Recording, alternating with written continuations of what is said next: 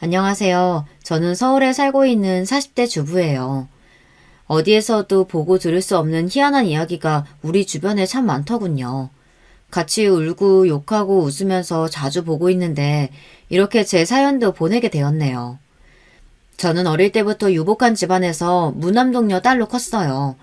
여기까지 들으시면 아무 일도 겪지 않고 평탄하게 살아온 것 같으신가요?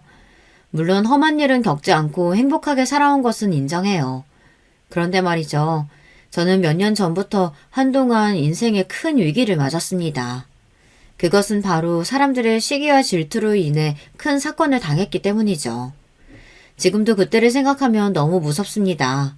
자, 그럼 어떤 사연인지 이제부터 이야기를 해보겠습니다. 제가 태어났을 때 아버지는 작은 식품회사를 창업한 지 몇 해 안 되셨다고 해요. 회사 이름은 두유식품이라고 하는데 여러분이 드시는 빵이나 빙수 같은 곳에 들어가는 달콤한 양꼬나 양갱 같은 것을 만드는 식품회사예요. 저희 아버지이자 두유식품 창업자 대표인 최 회장님은 누구보다 열심히 회사를 일구셨어요. 사람이 먹을 것을 만들 때에는 더욱 신경 쓰고 진심을 다해야 한다는 철학을 가진 분이셨죠. 창업하셨을 때부터 지금까지 국산 팥을 재료로 고집하고 있는 것만 보면 알 수 있어요. 이런 아버지의 열정으로 인해 회사는 날이 갈수록 매출액이 늘고 그 규모가 성장했어요. 저희 어머니는 좋은 집안에서 곱게 커온 부잣집 셋째 딸이셨다고 해요. 아버지와 결혼하고 한 번 유산을 겪고 그 후 어렵게 저를 임신하셔서 출산까지 하셨지만 그 이후에는 동생을 갖지 못하셨다고 하네요. 늘 몸이 약하셔서 아버지는 그런 어머니를 행여라도 다칠까 조심조심 참으로 아껴주셨던 가정적인 남자였어요. 어머니가 꽃을 좋아하시는 걸 알고 생일이나 결혼 기념일은 물론 아무 날도 아닌데 퇴근길에 꽃다발을 사서 어머니와 저에게 선물해 주셨어요. 아버지는 회사 일만 하느라 너무 바쁘셨지만 그렇게 저와 어머니를 아끼고 사랑해 주시는 아버지 덕분에 저는 화목한 집안에서 무럭무럭 자랄 수 있었습니다. 기업가로서 멋진 아버지를 보며 자란 저는 서울에 있는 한 대학교에 경영학과를 전공하기로 했습니다. 제가 능력을 쌓고 아버지를 보필하며 회사를 함께 키우면 좋겠다고 아버지는 늘 말씀하셨거든요.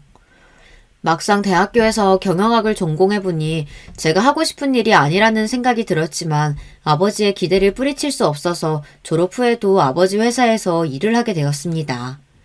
역시 사업은 아무나 하는 것이 아니더군요. 제가 회사에서 지켜보니 아버지는 늘 회사를 위한 새로운 아이디어로 골몰하셨습니다. 뿐만 아니라 회사 직원들을 대할 때도 진심이셨어요. 요즘 마트에서 계란이나 김치 등 제품을 관리하거나 제조한 담당자의 얼굴이나 이름이 새겨진 것을 흔히들 보시죠. 하지만 그 당시 업계에서는 거의 최초로 이 제품 실명제를 도입하셨답니다. 그리고 생산 공장에서 제품의 이물질이나 하자를 발견한 직원에게는 상품권을 지급하는 포상제도를 시작했어요. 이렇게 품질 관리에도 심혈을 기울이니 우리 회사 제품이 잘 되지 않을 수가 없었습니다. 대단한 아버지의 사업 능력을 겨우 배워가며 회사를 다니던 중에 저는 외가댁 어른이 소개해주는 남자와 소개팅을 하게 되었어요. 대학교에 다닐 때 미팅이나 소개팅도 몇 번 해봤지만 몇 번 데이트 끝에 늘 제가 남자를 찾았어요. 제 눈이 너무 높았는지 마음에 찬 남자가 없었기 때문에 당시 변변한 남자친구가 없었으니 친척분이 나서서 중매를 해주신 거예요. 토요일 점심 때 워커힐 호텔 라운지 카페에 갔어요.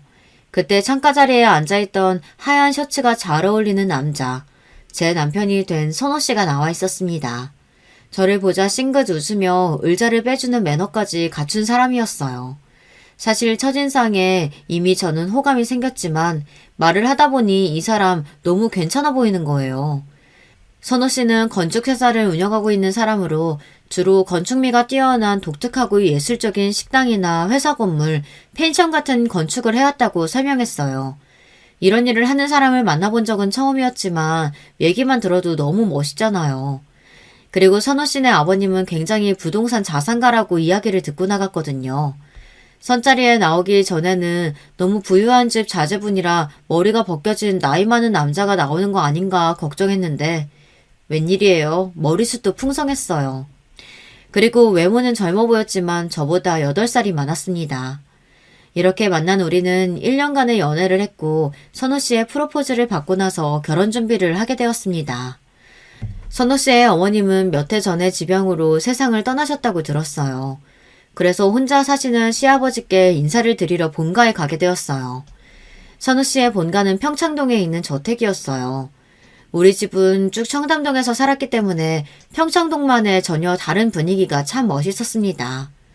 선우 씨의 집은 북악산이 그림처럼 보이는 넓은 마당이 딸린 3층 집이었어요. 몇천억의 부동산 자산가라고 하시더니 집도 보통이 아니었습니다.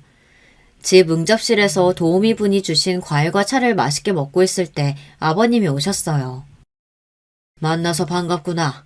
네가 최간의 댁 외동딸 선미구나. 아버님 처음 뵙겠습니다. 연세가 80이 다 된 고령임에도 건강하고 활기차 보이셨습니다. 시아버님은 엄격한 분이라고 선호 씨를 통해 들어서 뵙기 전에 조금 긴장하고 있었지만 저희 집안 어르신끼리 서로 아는 사이시고 또 저를 마음에 들어 하시는 것 같아서 우리는 화기애애하게 대화를 이어나갔죠. 우리 선호가 내 아들놈 중에 둘째야. 둘째라곤 해도 인성이면 인성, 능력이면 능력. 이놈을 내가 제일 좋게 보고 있지. 그래서 이놈이 처음으로 결혼한 여자를 데려왔다기에 내가 아주 가슴이 벌렁거렸어. 어디서 얼굴만 반반한 쭈쩡이 데려올까 하고 말이야. 그런데 이렇게 좋은 집안에서 잘 큰 선미양을 보니 내가 이제 마음이 놓이는구만. 어서 빨리 결혼 준비하는 게 어떻겠냐. 그때 우아한 홈드레스를 입은 30대의 여성분이 식당에 음식을 차려놨으니 다이닝룸으로 오시라고 아버님과 우리를 부르는 겁니다. 그분은 선호 씨 형의 부인으로 아버님을 모시고 함께 평창동에 사는 것 같았어요. 식사하는 도중에 형님은 계속 저를 살펴보며 아버님 말씀에 무조건 내내하며 아주 순종적인 모습이었습니다. 형님께서 집안관리를 잘하시는가 봐요. 원목 루바로 새겨진 정갈한 벽과 천장이 참 예쁜 다이닝룸이네요. 저는 친해지고 싶은 마음에 형님께 먼저 말을 걸었습니다. 어머, 기업가 집안이라더니 알아보는군요. 인테리어 안목이 좀 있는 아가씨네요. 형님은 표정이 활짝 펴서는 집안의 이곳저곳 인테리어에 했던 이야기를 늘어놓았습니다. 참으로 칭찬을 좋아하는 분 같았어요. 그래, 첫째는 아직 집에 안 온 게냐? 내가 우리 선호 짝이 될 처자가 인사 올 테니 일찍 귀가하라고 말해두지 않았느냐? 아버님 심기에 형님은 난처한 듯 고개를 수그리고는 말했습니다. 아, 지금 투자하는 제주도 리조트 부지가 말이 많더라고요. 아버님, 요즘 그이가 일을 너무 열심히 해서 걱정이에요. 에이, 열심히는 무슨. 그렇게 돈도 날리고 했으면 이제 집안 망신 그만 시키고 마음 잡을 때도 됐지. 어딘지 어서 전화해보지 않고. 아버님 최근에 형님은 서둘러 나가서 전화를 했습니다. 선호 씨에게 나중에 들은 얘기로는 아버님은 맏아들을 탐탁치 않아 했습니다. 그도 그럴 것이 학창시절부터 잦은 사고를 치느라 물어준 합의금을 다 합치면 2억은 좋게 될 거라고 하네요. 공부도 못하고 성실하지 못한 천성 탓에 마땅한 직업 없이 게임과 도박 등을 하며 청년 시절을 보냈기에 장남임에도 불구하고 아버님 눈밖에 났다고 합니다. 집안끼리 선을 보고는 지금의 형님과 결혼한 지는 8년 정도 되었는데 지금은 아버님이 하시는 부동산 투자회사 이사 직함으로 사업을 돕고 있다고 합니다. 하지만 그 자리를 차지하고만 있을 뿐 그다지 사업 수완이 좋거나 능력이 있는 것 같아 보이지는 않았어요. 그런 남편 때문에 형님은 늘 아버님 눈치를 보고 비위를 맞추기 일쑤였습니다. 하지만 그렇게 아버님 앞에서 설설 기는 이유가 아버님에 대한 효심 때문일까요? 아니죠. 아버님 재산을 물려받으려는 속셈이겠죠. 얼마 지나지 않아 선호 씨의 형님인 시아주버님이 귀가하셨습니다. 아, 들어간다고 말했는데 왜 이렇게 전화하고 난리야. 아버님, 저 왔어요. 선호가 이제 결혼한다더니 진짜네. 아버지가 이뻐하는 진짜 아들이 며느리 데려와서 좋으시겠어요. 술에 얼큰하게 취해서는 능글맞게 웃으시는 시아주버님은 말씀하셨습니다. 앞으로 우리 집 사람들의 만날 자리인데 술을 먹고 온 게냐? 내가 일찍 들어오라고 일렀거늘. 에휴. 네네, 제가 죽을 죄를 지었네요. 아이고, 제수씨 반갑습니다. 나 선호 형 되는 사람이에요. 앞으로 잘 지내보시죠. 그런데 당신 괜찮겠어? 재수 씨네 아버지가 알만한 회사 대표라면서 빵빵한 친정도서 든든하겠네. 아버지가 나보다 선우를 이뻐하는데 이제는 당신보다 재수 씨를 또 이뻐하시면 우리는 낙동강 오리알 신세 되겠구만. 시아버지는 아주 언짢은 표정으로 시아주버님 등을 때리시고서는 조용히 하고 그냥 네 방으로 올라가라고 쫓으셨습니다. 우리 친정은 단란한 새 가족이지만 기분 나쁜 언행을 조심하고 화목하게 지내는 분위기인데 선우 씨네 집안은 사뭇 달랐습니다. 사남의 다복한 집안이지만 벌써부터 시아주버님의 형님까지 뭔가 복잡한 사연과 감정들이 뒤엉켜 있음을 느낄 수 있었어요. 이 집안에서 정상적인 사람은 선호 씨와 시아버님 두 분뿐인 것 같았습니다. 이제 선호 씨의 동생과 그의 처인 동서들 이야기입니다. 이 사람들을 처음 보게 된 것은 한 달 뒤에 한정식 집에서 열린 가족 모임에서였습니다. 가장 먼저 눈에 띈 사람은 셋째 아들, 그러니까 선호 씨의 바로 밑에 동생의 처였습니다. 키가 170cm는 훌쩍 넘고 서구적인 문매를 가진 화려한 미인이었어요. 그녀는 새빨간 머메이드 드레스를 입고 있었어요. 허리가 잘록해 보이고 엉덩이가 풍만해 보이는 이너라인 옷은 보통 남자들 유혹할 때나 입는 옷이지 단정하게 조용한 가족 모임에 어울리지는 않는 거잖아요. 그리고 커다란 다이아가 박힌 장신구를 하고 있어서 반짝이고 화려하고 아름다운 모습을 하고 있었습니다. 처음 뵙겠습니다. 저는 선우 씨와 결혼하기로 한 최선미라고 해요. 선우 씨 동생분의 아내지만 저보다 먼저 결혼하셨으니 이 집안에 대해 잘 아시겠죠. 앞으로 잘 부탁드릴게요. 네. 사근대며 예의를 차리며 먼저 다가간 저는 조금 무안해지는 단답형의 대답과 표정이었죠. 동서, 가족 모임 끝나고 어디 무도회라도 나가? 옷이 튀어도 너무 튀는 거 아닌가 싶네. 형님, 부러우면 부럽다고 말씀을 하세요. 이 나이에도 이런 드레스가 어울리는 몸매 갖기가 어디 쉬운 줄 아세요? 아, 미스코리아 대구 출신이다 이거지? 아휴, 10년도 더 된 미스코리아 얘기 언제까지 할 거야? 누가 몸매 얘기하는 거겠어?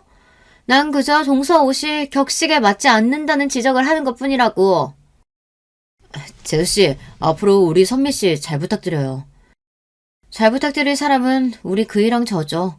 선미씨네 집안이 그렇게 잘 산다면서요? 그래서 아버님도 저렇게 좋아하시는 거 아니겠어요? 처음으로 당신 눈에 차는 며느리 보실 생각에 말이에요. 첫째 동서는 자기 감정에 따라 나오는 말을 전혀 거를 생각이 없는 사람이었어요. 동서가 저렇게 나리선 이야기를 하니 저와 선호 씨가 무슨 말을 해야 할지 몰라 난처하게 있었습니다. 자기 아내가 분위기를 얼어붙게 만드니 자기가 괜히 무안해진 첫째 서방님은 분위기를 풀어보려고 하였습니다. 장미가 가시가 있다고 하죠? 제가 이래서 이 여자랑 결혼했다니까요. 예쁜데 또 이렇게 사람이 예민해. 우리 형제 중에 제일 늦게 장가가지만 아버님 말씀대로 집안 좋고 얼굴도 단아하니 예쁘시네요. 앞으로 저 좀 예쁘게 봐주세요, 형수님. 형수님 치아 건강은 평생 제가 책임지겠습니다. 언제 한번 우리 치과 오세요. 첫째 사방님은 굉장히 넉살이 좋은 성격이었습니다. 예쁘지만 날카롭고 표독스러운 동서와 대비되는 성격이었죠. 하지만 저는 그날 왜 동서가 그렇게 기분이 안 좋았는지 나중에야 알게 됩니다. 예전부터 여자를 좋아해서 여자 관계가 복잡했던 첫째 서방님 때문에 동서는 늘 골치였다고 해요. 잦은 바람으로 하도 스트레스가 쌓여서 신경쇠약으로 신경과에 다니며 수면제 등 약을 받아 먹어야 할 정도라고 말이죠. 그런데 모임에 오기 전 서방님이 어떤 업소 여자의 전화를 받는 모습을 보고 또 새로운 여자가 생겼냐며 이미 한바탕 부부싸움을 차에서 했다는 겁니다. 그러다가 아버님이 가족 모임을 여시면서 아들 며느리들에게 선우와 결혼할 여자가 좋은 집안에서 자란 괜찮은 여자니까 분위기 좋게 잘 대해주라고 신신당부를 하셨다는 거예요. 여기에서 남편과 형제들과 형님, 동서들은 이미 시기 질투로 제가 곱게 보이지 않았던 거죠. 살짝 어색해진 분위기에 막내 아들의 처인 둘째 동서가 입을 열었습니다. 안녕하세요, 형님. 저는 형님이 친근하게 느껴지는걸요? 우리 친정도 큰 가구 사업 하시거든요. 사업가 집안에서 자란 며느리들끼리 우리 잘해봐요. 막내 동서는 예쁘다라기에는 거리가 먼 얼굴이 동그랗고 다소 통통한 몸매의 귀여운 인상이었습니다. 이 집안에서 그래도 성격 좋은 사람이 있구나 하는 마음에 저는 반가웠어요. 네, 반가워요. 제가 여러모로 많이 물어볼게요. 잘 부탁해요. 막내 서방님과 동서는 강남에 두 군데 대형 프랜차이즈 스크린 골프장을 운영하고 있다며 그곳으로 자주 놀러 오라고 초대해 주었습니다. 저는 이 부부가 친근하고 마음에 들었어요. 하지만 그것은 저의 착각이었죠. 실은 막내 동서도 다른 동서들 못지않게 음흉하고 시기 질투가 많았던 사람이었어요. 오히려 앞에서는 웃으며 뒤로는 칼을 꽂는 더 무서운 여자였다는 것을 나중에서야 알게 됩니다. 가족 모임을 하고 집에 바래다 주면서 선우 씨는 오늘의 복잡하고도 불편한 집안 분위기 때문에 제가 마음이 상했을까봐 걱정하는 눈치였습니다. 저는 외동딸이라 그런지 이렇게 형제들이 많은 것이 도리어 재미있고 신기했다며 선우 씨를 안심시켜 주었습니다. 형제들이 누구 하나 녹록치 않았지만 사실 저는 크게 걱정이 없었습니다. 어차피 결혼해서 우리 부부가 중심을 잘 잡고 살면 된다고, 그 사람들과 부딪힐 일이 1년에 몇 번이나 되겠느냐고 생각했거든요. 하지만 제가 정말 단단히 오해한 거였어요. 그 음흉한 사람들이 제 인생에 먹구름을 들이우고 눈물 짓게 만들 줄 이때는 미처 몰랐으니까요. 우리는 성대하게 결혼식을 치르고 행복한 결혼 생활을 하게 되었습니다. 아버지는 제가 자녀도 가져야 되는 몸이니 당분간 회사를 그만두고 집에서 편히 쉬었으면 하셨습니다. 저도 아버지 회사 경영에 크게 뜻이 없었던 때라서 아버지 뜻에 따라 여유로운 신혼을 즐기고 있었죠. 하지만 그 행복은 그리 오래가지 않았어요. 아버지 회사에 큰 문제들이 생기기 시작했거든요. 그 당시 국내 내수 경기가 좋지 않아 판매량이 급감한 데다가 값이 싼 중국산 파츠를 이용한 업체들이 우후죽순으로 생겼던 겁니다. 게다가 납품해오던 대형 프랜차이즈 제과업체에서 저가의 앙금을 공수하라며 강요를 해서 대표인 아버지가 이를 거부하자 영업을 방해하기까지 했어요. 이런 아버지의 경영 철학에 대해 임원들 일부는 회사 경제력이 떨어진다면서 아버지의 뜻에 반대하는 등 회사 내부 분위기도 좋지 않았죠. 그런데 엎친 데 덮친 격으로 뜻하지 않은 사고가 생겨버렸어요. 회사 공장에 있는 김포시에서 우리 제품에서 이물질이 발견되었다는 민원 신고가 하루가 멀다 하고 여러 차례 들어왔다는 거예요. 그 민원인 말로는 철수세미, 부스러기, 곤충알 같은 이런 이물질을 얘기했다고 하는데 공정상 그런 것들이 실수로라도 들어갈 가능성이 없거든요. 너무 억울했지만 김포시청은 식품위생법 위반으로 행정처분 통지서를 회사로 보내왔습니다. 회사에서는 행정사를 고용해서 이를 대응하라고 지시했고 보통 길어야 1개월 이내에 영업정지가 나올 거라고 예상했습니다. 하지만 결과는 전혀 달랐어요. 이례적으로 2개월의 영업정지를 당한 것이에요. 영업정지가 회사에서 얼마나 큰일이냐면요. 단지 장사를 못하는 것뿐만 아니라 은행 등에서 빌린 돈을 갚아야 한다며 동시다발적으로 자금 줄이 끊기게 되는 것입니다. 아버지는 당신의 삶 그 자체였던 회사를 지키기 위해 동분서주하며 자금을 구하고 문제를 해결하려 애를 쓰셨습니다. 하지만 하늘도 무심하시죠. 결국 우리 회사는 자금 회수의 압박을 견디지 못하고 파산하게 되었습니다. 청천벽력 같은 이 소식을 듣고 저는 바로 친정으로 달려갔습니다. 이미 우리 청담동 빌라는 온 곳이 빨간 경매 딱지가 붙어 있었어요. 엄마는 이 믿을 수 없는 현실에 소파에 앉아 멍하니 계셨고 아버지는 제 얼굴도 제대로 못 보시고 혼자 계속 중얼거리셨어요. 이럴 리가 없어. 우리 회사가 이렇게 한순간에 무너질 리가. 부모님의 심정을, 그 좌절감과 상실감을 어떤 말로 설명할 수 있을까요? 집이 경매에 넘어간 상황이었기 때문에 저는 부모님을 두고 올 수가 없었습니다. 신혼집에 부모님을 모시고 온 저는 전복죽과 잣죽을 쓰고 있었습니다. 기력이 허해진 두 분이 좋아하시는 음식이었거든요. 울음이 새어나올까봐 혼자 눈물을 참아가며 죽을 만들고 있는데 저 연락을 받고 헐레벌떡 들어온 남편이 들어와서 저를 꼭 안아주었습니다. 저는 남편의 품에서 정말 목 놓아 울었어요. 남편은 우리 친정이 이렇게 된 상황에서도 변치 않는 마음을 보여주었어요. 아니, 오히려 저보다 더 우리 부모님을 살피고 걱정해주는 사람이었습니다. 이런 사람과 결혼할 수 있어서 얼마나 다행일까요? 그런데 이런 좋은 남편의 식구들은 전혀 그렇지 못했습니다. 시아버님은 우리 친정 소식을 들으셨는지 다음날 우리 부부를 본가에 부르셨어요.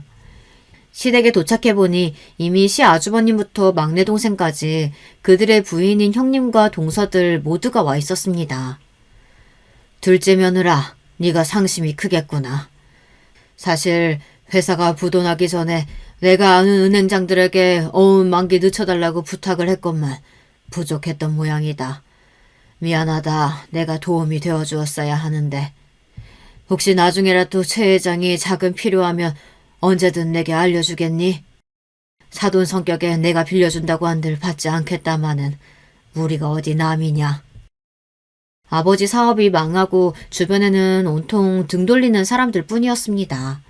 그런데 이렇게 시아버지께서는 위로해 주시고 진심으로 도와주시려고 하다니 너무 감사해서 말없이 눈물만 흘렀습니다. 서재에서 나와보니 동서들끼리 우리 친정 이야기를 이미 한참 하고 있던 모양이었어요. 동서들의 가벼운 웃음소리가 들리는 듯 했고 그들끼리 하는 이야기를 듣게 되었습니다. 혼자 그렇게 고고한 척 잘난 척 다 할 때 내가 알아봤어. 이제 그 잘난 친정이 그 지경이 됐으니 둘째 형님 얼굴이 어떨지 궁금해서 견딜 수가 없어서 한달음에 달려왔어요. 아니 회사가 그렇게 크다면서 고작 민원 때문에 그렇게까지 될 수가 있는 거야? 애초에 불실 기업이었던 거 아니냐고. 사업을 안 해봐서 모르시나 본데 우리 친정 얘기 들어보니까 뭐 하나 삐끗하기만 해도 천길 낭떠러지로 가는 회사가 한둘이 아니에요. 아, 아깝다. 우리 친정이랑 비슷한 업종이면 우리 친정아빠한테 그 회사 싼값에 인수하라고 하는 건데 말이에요. 어머, 동서 은근히 잔인한 구석이 있다. 아니, 형님 혼자 도덕적인 척 하시는 거예요? 누가 민원 제일 많이 넣었는데요. 그때 제가 들어온 것을 눈치챈 형님이 둘째 동서의 말을 급하게 끊었습니다. 동서 왔구나. 친정 얘기 들었어. 아니 어쩌다가 그렇게 된 거래. 이제 회사가 영 일어날 가망은 없는 거고? 형님은 빙긋이 웃으면서 저에게 물어봤습니다. 형님, 회사가 부도났는데 무슨 수로 일어나겠어요? 그나저나 둘째 형님 괜찮으시겠어요? 친정 돈 한 푼 없이 어찌 지내실 거예요? 아, 길거리에서 구걸이라도 하면 되지 않겠어요? 맞네. 둘째 형님이 노래 잘 부르시잖아요. 길거리에서 노래 부르면서 돈 거두면 꽤 모이지 않겠어요? 동서들의 맞장구 치며 형님과 동서들은 콧노래를 부르며 노래 부르는 신용을 해댔습니다. 정말이지 쳐 죽일 것들입니다. 남의 불행을 보고 웃고 즐기는 저질들이었어요. 저는 그 꼴을 당하고 더는 참을 수 없어 시댁 밖으로 뛰쳐나왔습니다. 하지만 제 등 뒤에서 그년들의 웃음소리는 계속 이어졌습니다. 어디 두고 보자. 내가 니년들 절대 가만히 두지 않을 거야. 우리 집에서 지내는 동안 아버지는 제가 드리는 죽만 하루에 한 번 드시고 누워만 계신 채 무기력한 모습이셨어요. 늘 열심히 일하고 왕성한 활동을 하셨던 아버지만 봐왔던 저는 이렇게 무너지는 아버지를 보고 가슴이 아파왔습니다. 그렇게 열흘쯤 지났을까요? 아침에 눈을 뜨고 일어났는데 아버지가 거실에서 등산복을 입고 계셨습니다. 소미야, 잘 잤니? 우리 오랜만에 산에 갈까? 실로 오랜만에 보는 아버지의 예전 모습이었어요. 저와 아버지는 북한산을 올라갔습니다. 북한산 길은 봄의 꽃들이 만발하였고 화창하고 예쁜 날씨였습니다. 그동안 우리의 가족은 이 사건들을 겪으면서 지금 계절이 무엇이었는지도 느끼지 못하고 살아왔어요. 별다른 말씀 없이 헉헉대는 숨소리만 내며 아버지는 산을 오르셨고 우리는 이후 후 정상에 도착하고 서울 시내 전경을 보고 있었습니다. 그렇게 몇 분이 흐른 뒤 아버지가 입을 여섰어요. 나는 우리 두육식품을 이렇게 보낼 수 없을 것 같구나. 아빠, 다시 일어나 보려고 한다. 어렵겠지만 네가 날 도와준다면 참 고맙겠구나. 이렇게 용기를 내고 다시 힘을 내어주시는 아버지가 저는 너무 고맙고 감사했죠. 그날부터 아버지는 새벽에 나가서 밤늦도록 회사 일에 분주했습니다. 저도 그런 아버지를 도와 열심히 이런저런 일을 했습니다. 제일 먼저 했던 일은 우리가 당했던 억울한 민원에 대해 조사하는 것이었어요. 민원에 대해 인정할 수 없다며 김포시청 담당 공무원을 여러 번이고 찾아가서 해당 민원 보고서를 보여달라고 부탁드렸습니다. 결국에는 공무원도 민원 보고서를 보여주고 말았습니다. 그런데 말이에요. 보고서에는 제가 아는 사람들의 이름이 있었어요. 그 민원을 넣은 자들은 바로 시댁 형님과 동서들이었던 거예요. 저희 아버지에게 시댁 형님과 동서들이 우리 회사를 망하게 하려고 악성 민원을 넣었고 또 시댁에서 이들의 대화했던 내용을 모두 낱낱이 얘기 드렸습니다. 이런 천일공노한 인간들이 있단 말이냐? 고작 너를 질투하는 마음 하나 때문에 회사를 그렇게 만들었다는 게 믿을 수가 없구나. 우리가 고용한 행정사도 너희 동서가 돈으로 매수했다니. 악마 같은 것들 아니냐? 게다가 내 귀한 딸 자식을 그렇게 조롱하고 욕을 보였다니. 그들 절대 가만둘 수가 없다. 이보다 더한 꼴을 당하게 만들 것이야. 아버지는 그들이 한 짓에 크게 분노하시고 후일에 꼭 대갚아줄 것을 결심하셨습니다. 그러기 위해서는 먼저 우리 식품회사를 다시 일으켜야만 했죠. 아버지와 저는 우리와 거래했던 팥 재배 농장주들 한 분 한 분을 만나면서 우리 회사에 납품해줄 것을 부탁드렸습니다. 5년, 길게는 20년간 좋은 거래 관계를 하셨던 분들이기에 우리 아버지만 믿고 다른 곳이 아닌 우리 회사에 납품해줄 것을 약속해 주셨습니다. 그리고 예전에 일했던 직원들 중 반 이상의 분들은 회사가 정상 경영이 될 때까지 최소한의 임금만 받으시고 나중에 잘 되면 큰 보너스를 주면 된다고 말씀하시며 함께 일하겠다고 공장을 찾아오셨습니다. 아버지는 그동안 내가 헛살지 않았구나 하고 감사해 하시면서 여러 주변 분들의 도움으로 회사를 조금씩 복구하고 계셨습니다. 그리고 저도 그런 아버지와 함께 뛰며 우리 회사를 다시 일으킬 일에 전념했어요. 무엇보다 저는 우리를 망하게 하고 괴롭히던 그 시댁 형님 동서들에게 꼭 복수를 해야만 했거든요. 아버지는 질 좋은 국산 팥을 재료로 고집하는 한편 새로운 입맛을 공략하기 위해 신제품 출시에도 아낌없는 지원을 하셨습니다. 그래서 한 대학교의 식품학과와 제휴하여 신제품 연구를 통해서 전보다 훨씬 맛있고 질 좋은 앙금과 죽 등을 출시할 수 있게 되었어요. 소비자의 반응은 뜨거워서 다소 비싼 가격임에도 불구하고 온라인 쇼핑 주문이 폭주하기 시작했습니다. 요즘 중국산 팥을 사용하는 저가 업체의 것과는 전혀 다른 맛에 고객들은 점점 늘어나서 이후 미국과 일본 등에까지 수출을 하게 되었는데요.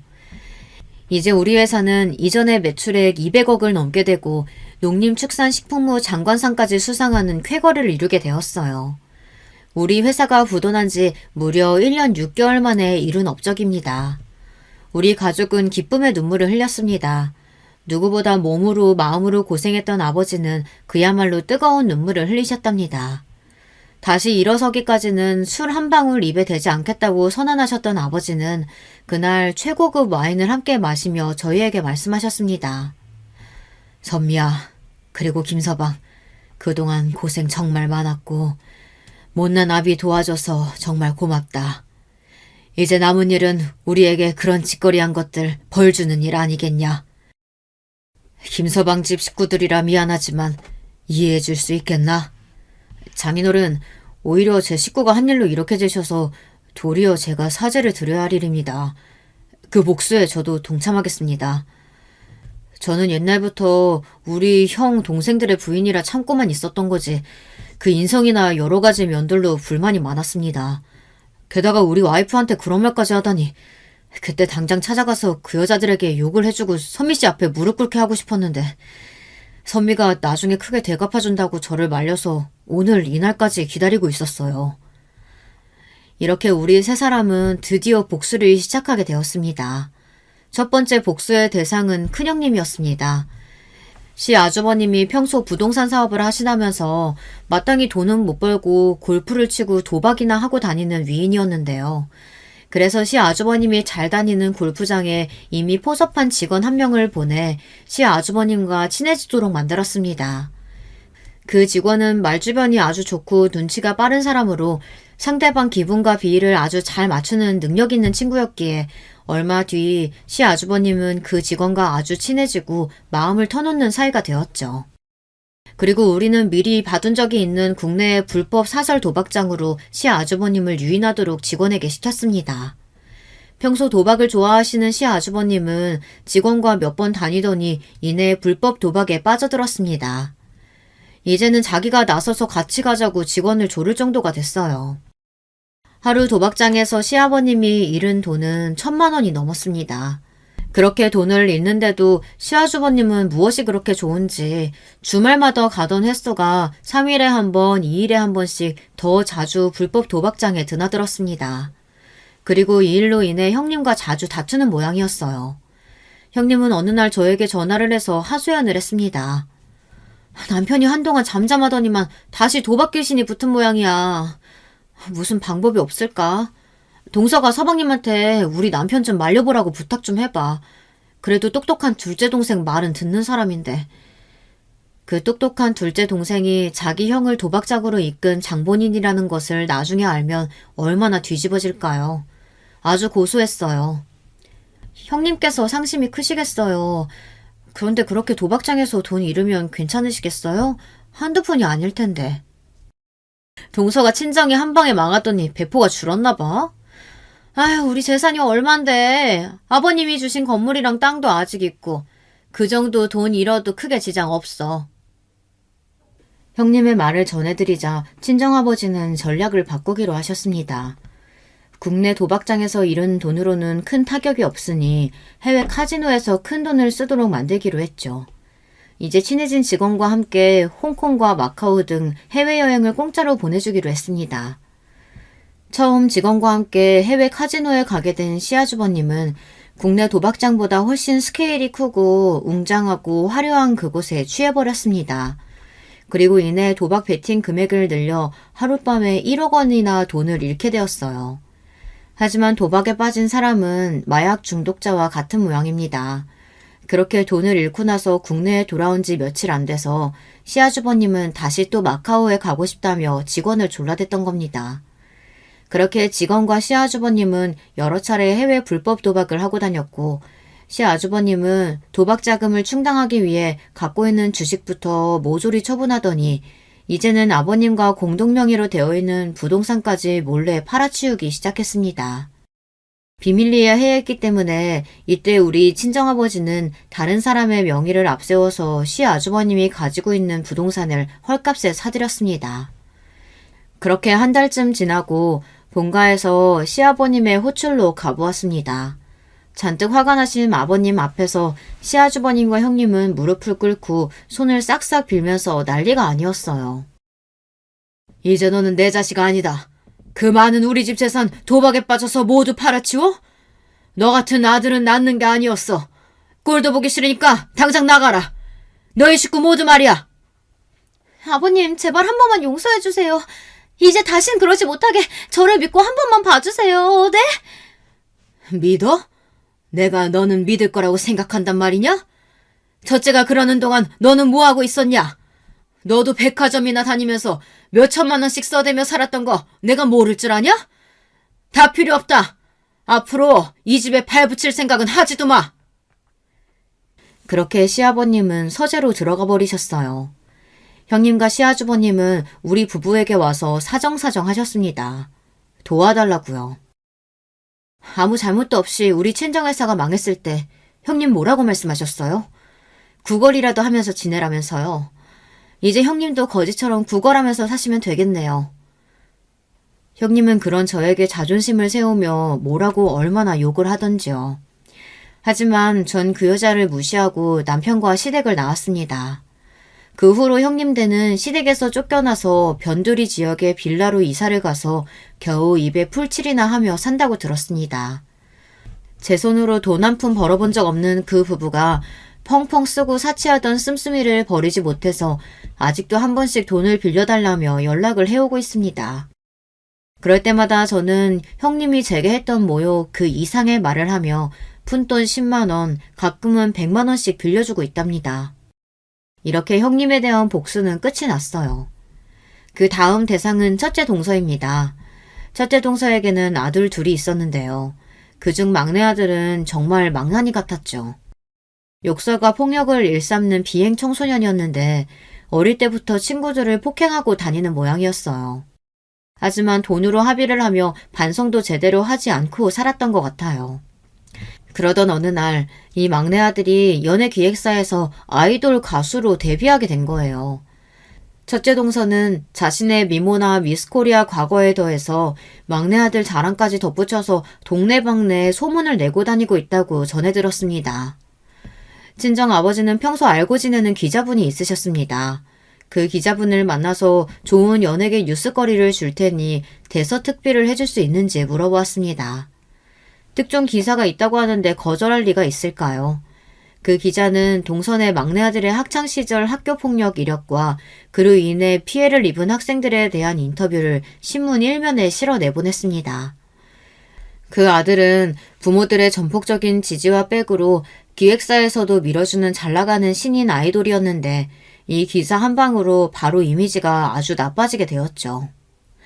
아니, 꾸며낸 가짜 이미지에서 그 학폭 아이돌의 인성과 실제의 모습이 드러나게 된 것이죠. 수많은 기사와 보도를 통해 막내 아들의 실체가 드러나자 온통 욕을 들어먹고 외출도 할 수 없게 된 동서가 처음 기사를 내보낸 기자를 수소문했던 모양입니다. 그리고 그 기자가 우리 친정아버지를 통해 사실을 알게 되었다며 우리 친정집에 와서 행패를 부리기 시작했습니다.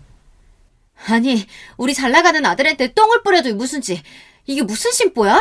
당신들이 사람이야?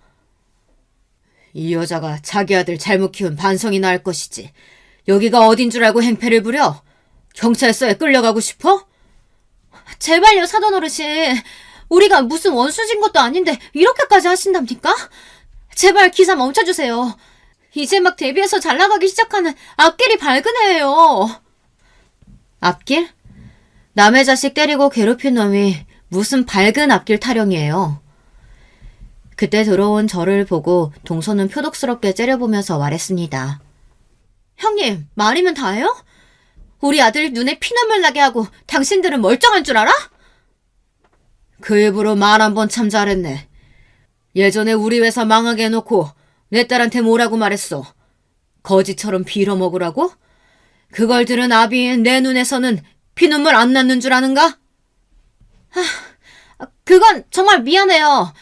그러니까 이번만 용서해주고 기사 좀 막아주세요. 네? 동서가 아직 사태 파악이 안 되는 모양이네.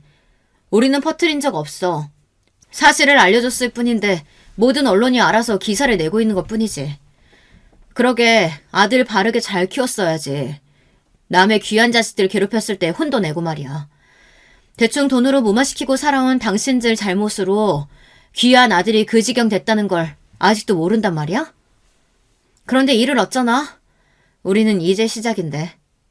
당신 아들한테 피해 입은 학생들이 어찌나 많은지 말이야.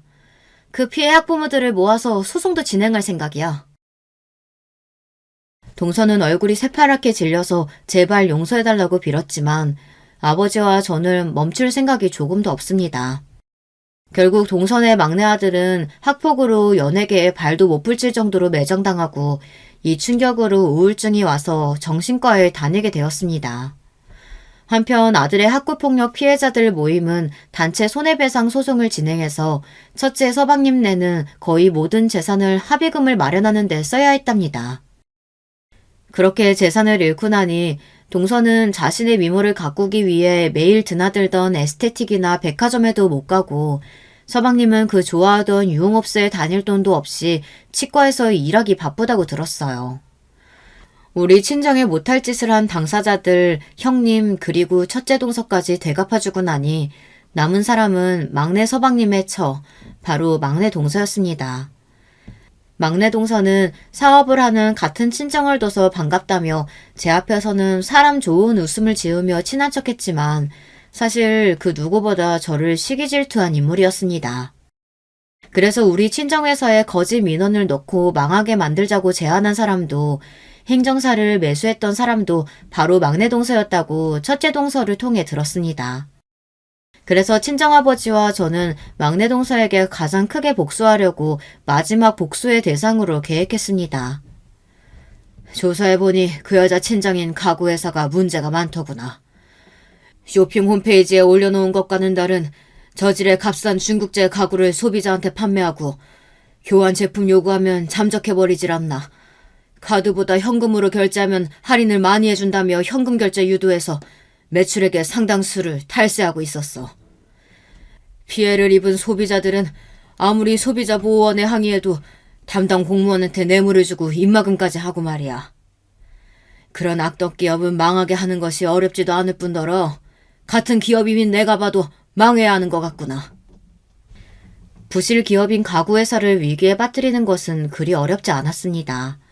우선 국세청에 가구회사의 탈세 정황 증거를 모아 탈세 신고를 했습니다. 너무나 명확한 증거와 100억이 넘는 탈세 규모에 놀란 국세청은 발빠르게 회사 세무조사에 들어갔습니다.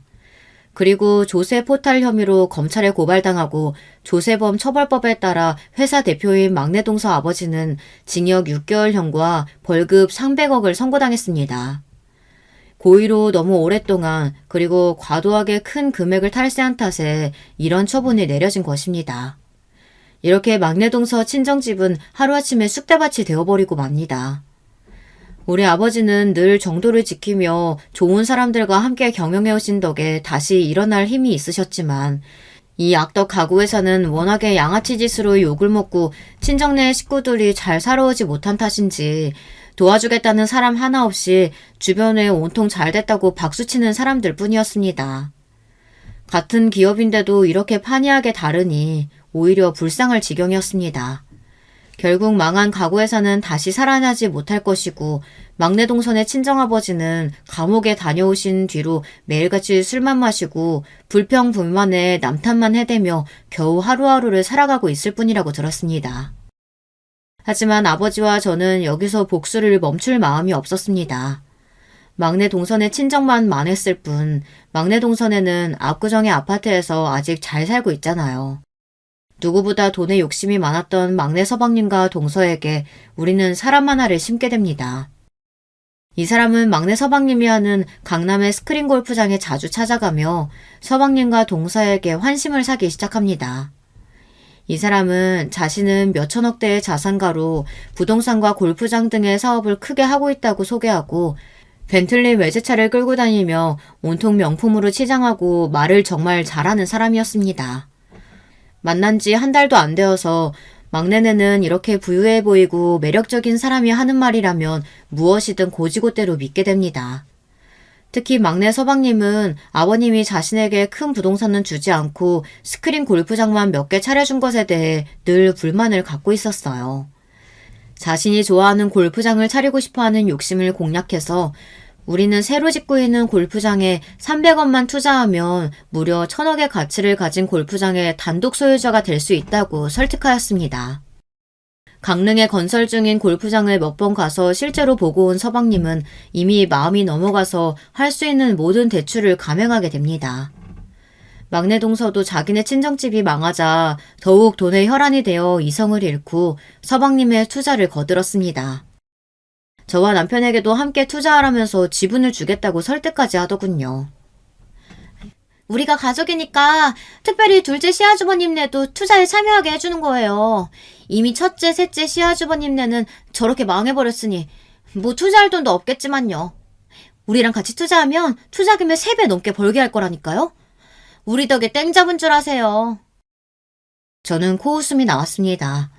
이 투자가 불행으로 가는 구렁텅이인 것도 모르고 있으니 말입니다.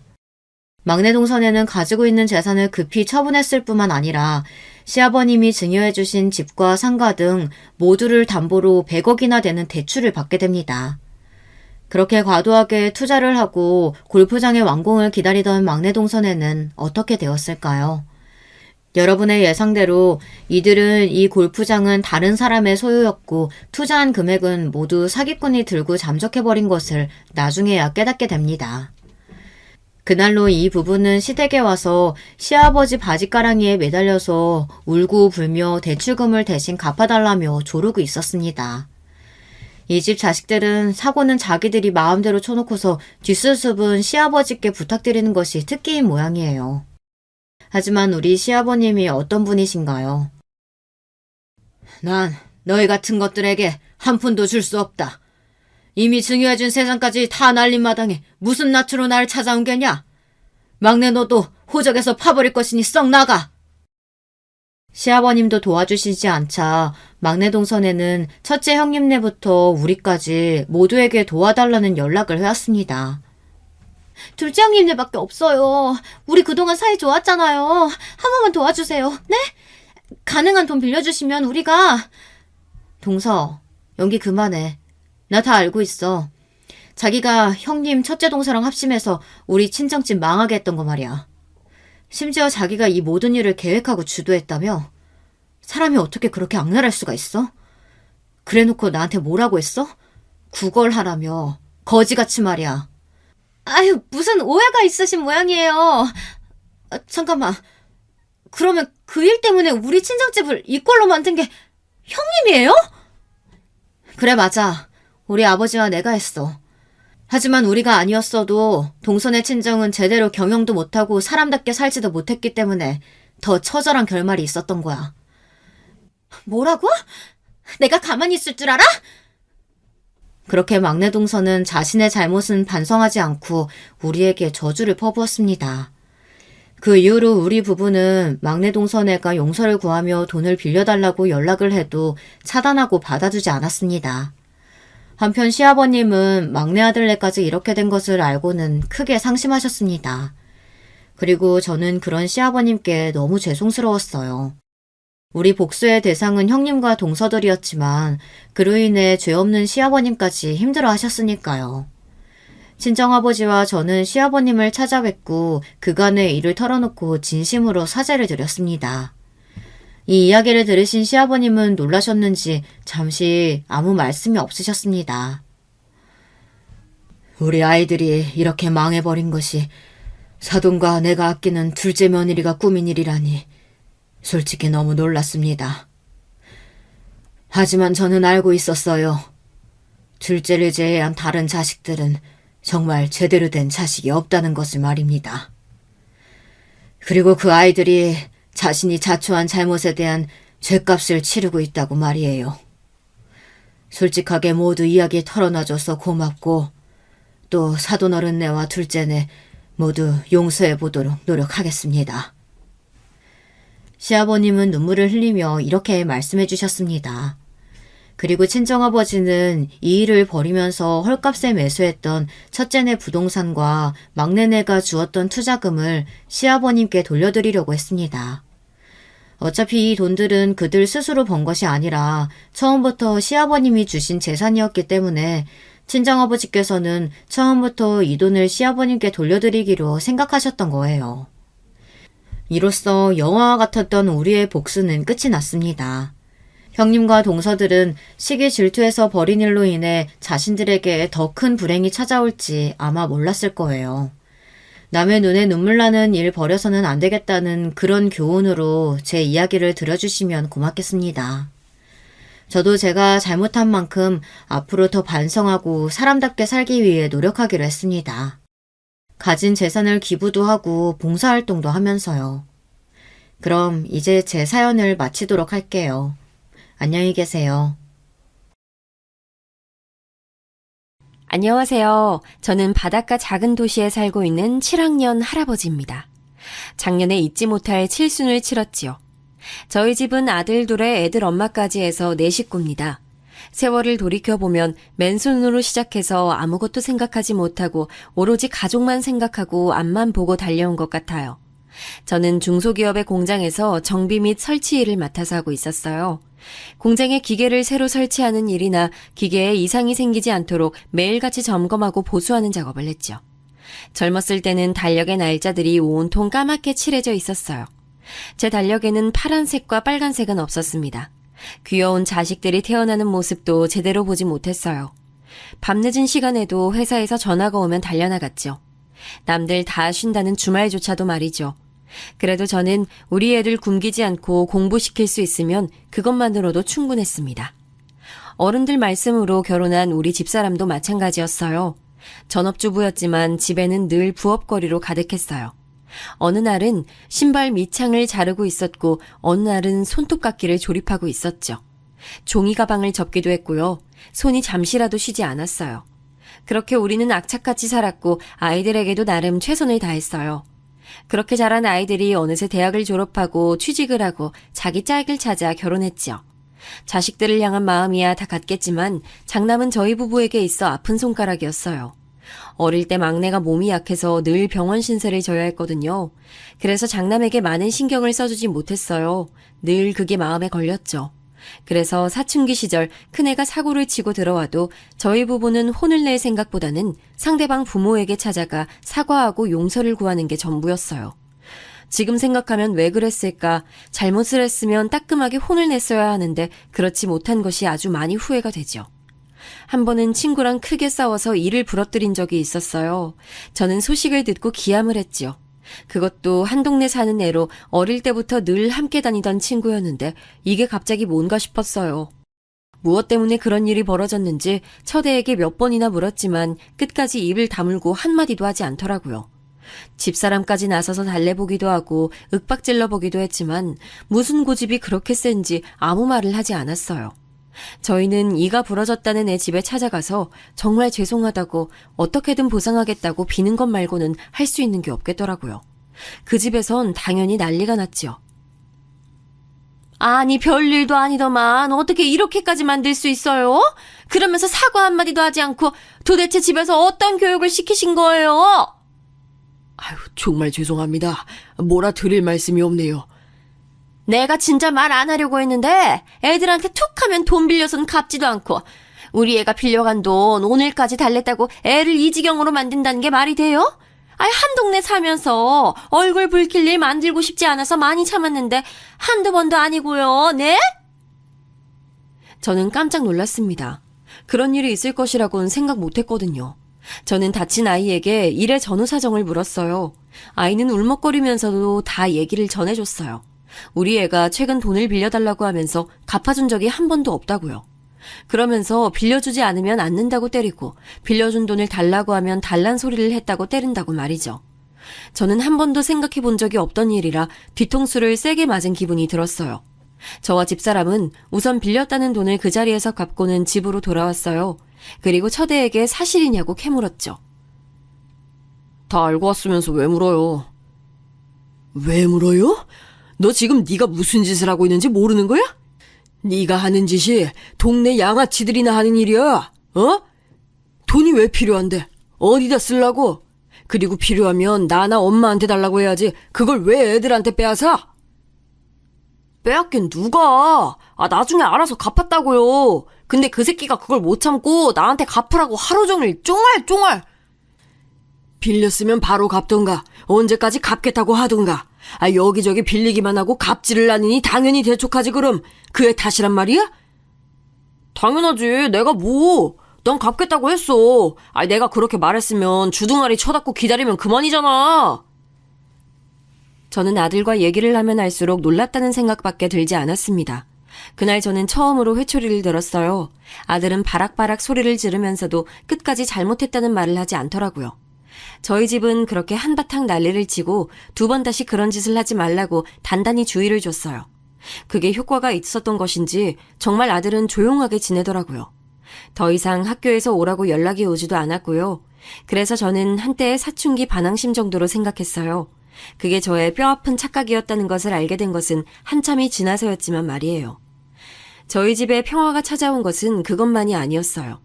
오랜 치료 끝에 막내는 건강해졌지만 평생 한쪽 다리를 절어야 했어요. 장애 판정을 받은 것이죠. 그래도 저희는 병원 신세를 더 이상 질 필요도 없이 생활할 수 있다는 것에 감사했어요. 집사람도 저도 하늘이 도왔다고 생각했죠. 그렇게 시간이 흘렀어요. 저희 집도 조금씩 여유가 생기기 시작했죠. 저도 쉬는 날에는 온전히 집에서 쉴 수 있을 정도가 됐고요. 하지만 이미 아이들은 훌쩍 자라 있더라고요. 어느 날 첫째가 결혼하고 싶은 사람이라고 여자애를 집에 데리고 왔어요. 사람이 반듯하다는 인상을 받았죠. 부모님들도 좋아 보였고요. 그래서 일사천리로 결혼을 진행했답니다. 결혼 준비엔 돈이 정말 많이 들어가잖아요. 식장 준비부터 시작해서 예물에 신혼 살림까지 어디 하나 적은 돈이 들어가는 곳은 없었어요. 예물만 하더라도 남들 부럽지 않게 맞춰주고 싶었거든요. 어디 보니까 다이아는 기본으로 하고 그 외에도 여러 보석들이 들어간다고 하더라고요. 거기에 예단이라고 온 것들이 하나같이 고급이라 예물을 대충 해줄 수도 없었죠. 그래서 무리를 해서라도 며느리가 좋다고 하는 것을 해줬어요. 거기다 큰애 내외는 직장에서 만난 사이라 그 근처에서 신혼살림을 시작하기로 했는데 서울 집값이 오죽 비쌉니까? 저희 형편에 덜컥 집을 사줄 수 있는 것은 더더욱 아니었고요. 얘들은 전세금을 좀 보태달라고 하더라고요. 결국 가지고 있던 적금 통장까지 깨서 전세를 구했어요. 크지 않았지만 아담한 것이 둘이 살기엔 적당하다 싶었어요. 결혼식 당일은 어떻게 지나갔는지 모르겠네요. 사람들이 모여들어 축하 인사를 해줬어요. 저희는 이리저리 오신 손님들께 인사를 드린다고 정신이 없었어요. 결혼은 아이들이 하는데 왜 우리 부부가 진이 빠지는지 모르겠다고 그날 저녁 한참을 웃었었죠. 다음날 아침 호텔에서 하루를 보낸 아들 내외는 신혼여행 잘 다녀오겠다는 인사를 하고는 제주도로 향하는 비행기를 탔어요. 그리고 그 뒷모습이 우리가 본 마지막 모습이 돼버렸어요. 제주도에 도착했다는 전화를 받은 이후로 아들 내외에게서는 아무런 연락이 없었어요. 돌아왔어도 한참 전에 돌아왔어야 하는데 감감무소식이었지요. 혹시나 여행지에서 무슨 사고라도 당한 건 아닐까 걱정이 되어 백방으로 알아봤지만 찾을 수 없었어요. 혹시 돌아왔는데 지금껏 연락이 없었던 것은 아닐까 싶어서 신혼집을 찾아갔지만 헛수고였어요. 거기다 더 놀라운 것은 신혼집이라고 계약했다는 말도 거짓이더라고요. 계약이라는 것을 아예 하지도 않았고 그 집은 여전히 공실이더라고요. 예물이라고 해준 것부터 시작해서 축의금까지 홀라당 다 들고 사라진 것이죠. 돈은 둘째 문제고 저희는 정말 미칠 것 같았습니다. 하루아침에 어디로 증발했는지 알 수 없었으니까요. 실종신고를 해야겠다는 생각마저 들 정도였죠. 그런데 때마침 아들에게서 연락이 왔습니다. 찾지 마세요. 이제 볼 일 없으니까. 기철아, 그게 무슨 소리야? 너 어디니, 철아? 딱 그 한마디뿐이었어요. 저희는 하늘이 무너지는 기분이 들었어요. 누군가에게 혹시나 해코지를 당하고 있는 것일까 5만 가지 생각이 다 들었어요. 사람을 찾아준다는 곳에 부탁을 해보기도 했죠. 귀찮게 하지 말라고 했잖아요. 찾지 말라는데 왜 찾고 그래요? 철아, 아무 말도 안 할 테니까 어서 돌아와. 어디서 뭘 하고 있어? 안 가요. 나 이제 자식 아니니까 찾지 마세요. 아시겠어요? 그때 저는 알았어요. 이대로 끝이구나 하고 말이죠. 그게 17년 전 이야기입니다. 한동안은 정상적인 생활을 할 수 없을 정도였어요. 왜 이런 일이 벌어진 걸까 몇 번이고 생각을 했지만 이유를 모르겠더라고요. 그러다가 나중엔 화가 났지요. 뭐가 부족해서 그렇게 도망친 것일까? 그리고는 둘째를 위해서라도 정신을 차려야겠다 싶었어요. 17년이란 시간은 생각보다 빨리 지나갔어요. 그 사이 집사람은 뇌출혈로 왼쪽이 마비가 됐어요.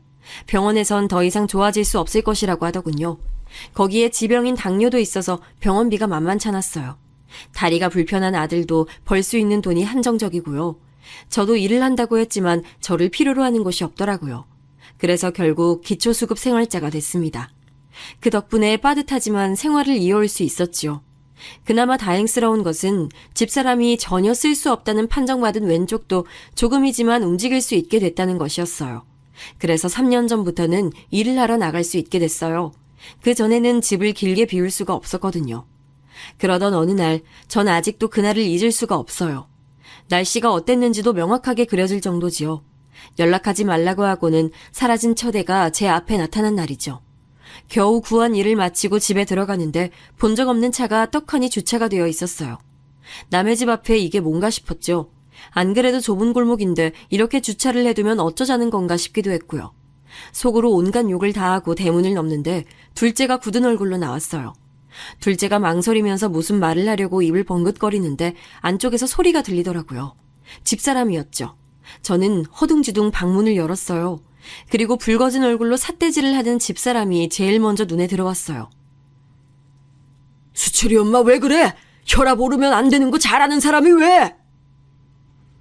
저는 앞도 뒤도 보지 않고 들어가 집사람의 팔을 붙들고 그녀를 안았습니다. 어디서 그런 힘이 나는 건지 발버둥을 치더라고요. 발음이 뭉개져서 외치는 소리를 전혀 알아듣지도 못했고요. 저는 그녀가 가리키는 곳을 바라봤어요. 연락이 끊어진 첫째 기철이가 무릎을 꿇고 앉아 있었죠. 언젠가 다시 만나게 된다면 해줄 말들이 그렇게 많았는데 아무 생각도 나지 않았어요. 마치 목에 무언가 걸린 것처럼 아무 소리도 나지 않았습니다. 그냥 입만 벌리고 있을 뿐이었어요. 17년 전 잘 다녀오겠다고 인사하고 간 그날과 다름없는 얼굴로 앉아있더군요. 아버지. 처대가 저를 불렀습니다. 저는 뜨거운 무언가가 치밀러 올라오는 것이 고스란히 느껴졌어요. 하지만 저는 대꾸도 하지 않았어요. 수철아, 이 물건 당장 치워라. 아버지, 수철아, 냉큼 치우지 않고 뭐해? 아무나 집에 들이지 말랬지 내가! 둘째는 제 눈치를 보면서 첫째에게 나가라고 바쁘게 손짓을 하더군요. 저는 또 오겠다는 아들의 소리를 뒤로한 채 집사람을 진정시키고 있었어요. 어느 정도 시간이 지났을까 둘째가 어렵게 얘기를 꺼냈어요.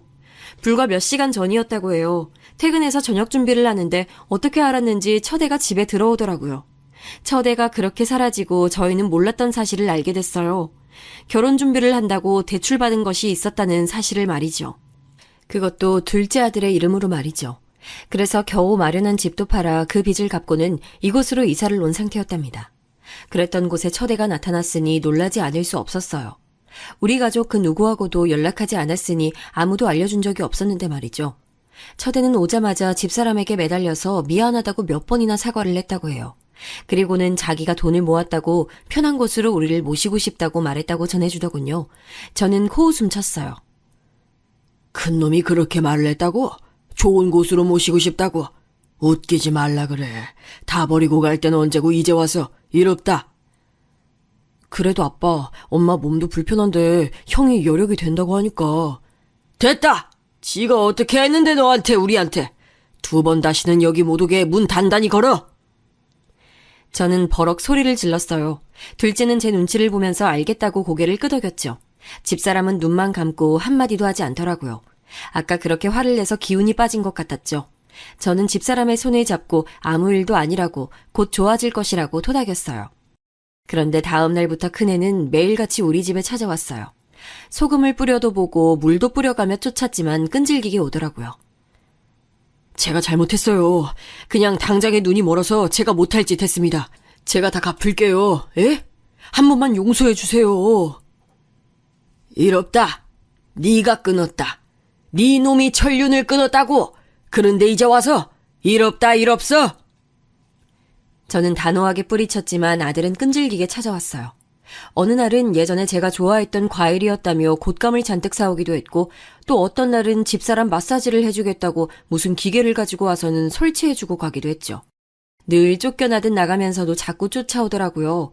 그 행동에 집사람도 저도 조금씩 마음이 흔들리기 시작했어요. 저보단 집사람이 더 많이 움직였죠. 제가 빗자루까지 휘두르며 쫓아내고 나니 제게 그만 이제 용서해주면 안 되겠냐고 먼저 말을 꺼냈어요. 저렇게 잘못했다고 하는데 이제 그만 용서해주고. 수철이 엄마, 그게 무슨 말이야? 용서라니. 저놈 때문에 우리가 얼마나 고생했는지 잊었어? 지가 얼마나 잘못했는지 깨달았다고 하니까. 깨닫기는 무슨. 당신도 많이 보고 싶어 했잖아요. 자다가 이름도 불렀으면서. 내가 언제? 일 없어. 난 그런 놈 자식이라고 생각 안 해. 무슨 말이 그래요. 내 배에서 나온 자식인데. 집사람이 눈물을 찍어내며 말했어요. 방금까지 소리를 지르던 것이 미안해지기 시작했죠. 집사람은 솔직히 한 행동은 괘씸하지만 그래도 자식이라고 저렇게 돌아왔는데 화만 낼 수는 없다고 하더군요. 용서가 힘들면 다음에 왔을 때 밥이라도 먹여보내고 싶다고 얘기를 했어요. 저는 여전히 용서가 되지 않았지만 집사람 의견을 무시하고 싶진 않았어요. 첫째가 또다시 사과를 하러 온 날 집사람은 밥 먹고 가라고 하면서 어릴 적 큰애가 제일 좋아했던 된장찌개를 끓였더라고요. 아직 제대로 힘이 들어가지 않아 준비하기도 힘들었을 텐데 말이죠. 큰애는 눈물을 펑펑 흘리며 꾸역꾸역 입에 밀어넣었어요. 그 모습을 보니 예전 기억도 나면서 마음이 이상해졌어요. 처음엔 발만 붙여도 쫓아냈던 것이 이제는 밥 한 그릇은 먹여 내보내는 관계가 되었던 어느 날 밥을 다 먹은 큰애는 서울 자기 집에서 식사를 한번 하자고 하더군요. 현재 투자 컨설팅 관련 일을 하고 있으며 자리도 잡아서 내 집 마련까지도 했다고 말이죠. 그러면서 손주들이라고 아이들 사진을 꺼냈어요. 저희한테는 첫 손주나 마찬가지였지요. 집사람은 사진을 몇 번이나 보면서 애들이 큰애를 닮았다고 좋아했어요. 여보, 이것 좀 봐요. 아유, 눈은 영판 지혜비야. 애들이 있다는 말은 왜 안 했냐? 용서를 구하는 입장에서 그 이야기 하기는. 여보, 둘째는 그냥 큰애 어릴 때야. 어머 세상에. 저는 가고 싶은 마음이 조금도 없었지만 좋아하는 집사람을 보고 있자니 싫다는 말이 잘 나오지 않았죠. 결국 알겠다고 하고는 그 주 주말에 서울을 올라갔습니다. 17년 만에 찾은 서울은 정말이지 입이 딱 벌어질 정도로 놀라웠어요. 오랜만에 서울로 올라왔는데 입이 떡 벌어지더라고요. 이렇게 변했나 싶기도 했지만 무엇보다도 큰애의 집이 말 그대로 으리으리했거든요. 무슨 드라마에서나 볼 법한 그런 집이더라고요. 방이고 화장실이고 집에 뭐 그렇게 많은데 현관에서 부르면 안쪽에는 들리지도 않겠다 싶었죠. 결혼식 날 이후로 본 적 없는 며느리가 어색하게 웃으면서 인사를 하더군요. 큰애는 집을 둘러보라고 하면서 구경을 시켜주는데 정말 시선을 어디다 두어야 할지 모르겠다는 생각을 했어요. 애들은 다들 어디 갔니? 캠프 갔어요. 내일 올 거예요. 얼마나 자랐나 궁금했는데 왜 하필 오늘 갔다니? 그러게요. 아버님, 어머님, 식사 준비됐어요. 어서 앉으세요. 한창 구경을 하는데 며느리가 부르더군요. 식탁에는 온갖 산의 진미들이 가득했어요. 평소엔 보기 힘든 것들 뿐이었죠. 어서 먼저 드시라고 하는데 어느 것부터 먹어야 할지 모를 정도였어요. 며느리는 먹기 좋게 생선의 뼈를 발라서는 집사람 앞에 놔주더군요. 식사를 끝내고 거실에 앉아 주는 과일을 먹는데 큰애가 그러더라고요. 이제 그만 서울로 올라오시는 것이 어떠세요? 어머니 건강도 그렇고 여기 두 분 모시고 살려고 집도 큰 걸로 준비했어요. 수철이도 서울 쪽에 일자리 구하기도 쉽고요. 수철이가 괜찮다고 하면 제가 일자리도 알아봐 줄 수 있어요. 됐다. 이제 와서 뭐하러. 우리는 거기가 좋다. 제가 유명한 의사 선생님도 알아봤어요. 어쩌면 어머니 왼쪽도 돌아오실 수 있을지 모르잖아요. 그리고 아버지도 이제 곧 70이세요. 혼자서 힘드세요. 저는 괜찮다고 했지만 며느리까지 나서서 설득을 하는데 계속 거절하기가 힘들었어요. 무엇보다도 수철이를 생각하니 그냥 거절하긴 어렵더라고요. 우리가 죽고 나면 혼자 될 수철이 그래도 형이 뒤에서 봐주면 낫지 않을까 거기까지 생각이 미쳤죠. 집으로 다시 내려와 저는 진지하게 집사람과 의논했습니다. 집사람 역시 그쪽이 낫지 않겠냐고 하더라고요. 둘 다 비슷한 생각을 했던 것이었어요. 그러나 수철이는 자신은 올라가지 않겠다고 했어요. 지금 이곳에서 일하는 것이 잘 맞을 것 같다고 하면서 고집을 부렸죠. 저희는 너만 두고 어떻게 가냐고 했지만 둘째는 저와 집사람 두 사람만 올라가라고 했지요. 저희는 확실하게 정하지 못하고 차일피일 시간만 미루고 있었어요. 큰애는 몇 번이고 찾아와서 우리 부부를 데리고 가고 싶어 했죠. 우리는 서로 가자, 혼자는 못 간다, 여기 남겠다 하면서 옥신각신 시간만 끌었죠. 하지만 결국 우리는 큰애 말대로 이곳을 정리하고 서울로 가기로 결정했습니다. 얼마 되지 않았지만 전세금까지 빼서 말이죠. 서울에서의 생활은 생각보다 힘들었어요. 전혀 다른 생활에 적응한다는 것이 쉽지 않았어요. 집 밖에 나갈 일도 없었고 늘 집에만 있어야 했죠. 저희 부부는 간단한 일이라도 하고 싶었지만 큰애 내외가 엄청나게 반대를 하더라고요. 아니 소일거리로 뭐라도 하면 운동도 되고 좋은데 뭘 그렇게까지 정색하고 반대를 해. 어머 아버님, 일은 무슨 그냥 편하게 지내시라고 모셨는데 그렇게까지 하시면 저희가 뭐가 돼요. 아니 내가 하고 싶어서 한다는데 누가 뭐라고 해? 이 동네 사는 저희 입장도 생각해 주셔야죠. 나이 드신 아버님 밖에서 돈 벌어오라고 시킨 사람밖에 안 되잖아요. 아니 누가 그래? 누가 그런 소리를 하고 다닌다 그래? 그리고 그이가 컨설팅 해주는 사람들 같은 단지에 많은데 그이 입장도 생각해 주셔야죠. 그냥 편하게 쉬세요, 집에서. 며느리는 필사적으로 저를 막아섰어요. 정 심심하면 산책이라도 다녀오라고 하더군요. 하루아침에 아무것도 안 하고 있으려니까 온몸이 근질거렸지만 며느리 말이니 어쩔 수 없었어요. 자식이 일하는데 난처한 소문 만들어주고 싶지 않다는 마음도 컸고요. 문제는 이렇게 집에만 있다 보니 자꾸 자식들 눈치를 보게 되더라고요. 별일 아닌데 말이죠. 그날은 집에서 청국장을 끓여 먹었어요. 며느리가 일을 하다 보니 집에는 언제나 집사람과 저 둘만 있었죠. 집안일을 봐주는 아주머니가 한 사람 있어서 삼시세끼를 빠지지 않고 챙겨줬고요. 그런데 그날은 아주머니가 집에 급한 일이 있다고 하루만 일찍 가면 안 되겠냐고 묻더라고요. 저희는 당연히 그렇게 하라고 했고요. 점심을 우리끼리 먹게 됐는데 며느리가 집에 오자마자 인상을 쓰며 말했어요. 이게 무슨 냄새예요? 어머님, 점심에 뭐 드셨어요? 아주머니는요? 집에 무슨 급한 일이 있다고 하루만 일찍 간다기에 그러라고 했지. 우리끼리 청국장 끓여 먹었고. 청국장이요? 며느리는 소스라치게 놀라면서 급하게 환풍기를 틀더니 창문을 열더라고요. 그리고는 어디서 찾아왔는지 냄새 제거 스프레이를 온 천지 뿌리기 시작했어요. 저희는 뭐 하는 건가 싶어 멀뚱멀뚱 구경만 하고 있었죠. 갑자기 며느리가 몸을 획 돌리고는 짜증을 냈어요. 어머님, 냄새 나는 걸 왜 해 드셨어요? 청국장은 어디서 나서요? 마트 다녀왔지. 거기 팔던 걸. 아이, 그리고 냄새는 무슨 냄새가 난다고. 아까 환기 다 시켰어. 환기는 무슨? 어머님은 계속 집에 계셔서 잘 모르시는 것 같은데, 지금 온 집이 청국장 냄새예요. 가구며 벽지에 다 베이게 이게 뭐예요? 잘 없어지지도 않는데. 며느리는 쉬지 않고 화를 내면서 스프레이를 뿌렸어요. 오히려 그 냄새에 저희 머리가 다 아플 지경이었죠. 어머님, 이 동네에서는 그런 냄새나는 음식 안 먹어요. 다 싫어한다고요. 다음부터는 아주버니가 해주시는 것 말고는 아무것도 하지 마세요. 알겠죠? 집사람은 기분이 상했는지 얼굴에 열이 올라서는 알겠다 하고는 방으로 들어가 버렸어요. 아무리 그렇기로는 그렇게 시어머니한테 해야겠냐? 아버님, 요즘에는요, 그런 냄새 다들 싫어해요.